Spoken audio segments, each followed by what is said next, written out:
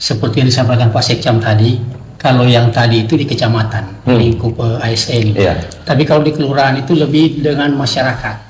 Oke. Tapi untuk sekarang ini memang yang ada hanya kegiatan bersih-bersih dulu. Kali-kali persiapan. Tapi yang pertama itu pasang bendera. Itu wajib. Ya, itu wajib. Itu wajib. Untuk kegiatan lomba itu biasanya kalau di kelurahan harus dilaksanakan sesudah tanggal 17 biasanya. Oke. Jadi ada yang tanggal 18 tiap lingkungan melakukan kegiatan. Oke. Lomba panjat pisang. Oh, bukan panjat pinang ya sekarang. Karena kalau di Kalakumaraka itu jarang menemukan pohon pinang. Kalau mau cari di luar kan mahal mau beli.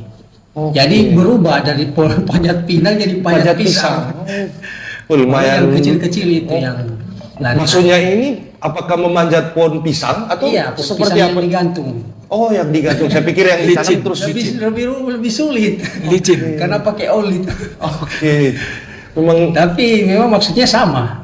Panjat pinang. Ya tujuannya sama, ada Tujuannya digantung sama, hadiah iya. juga di atas Ada Pak. hadiahnya. Nah,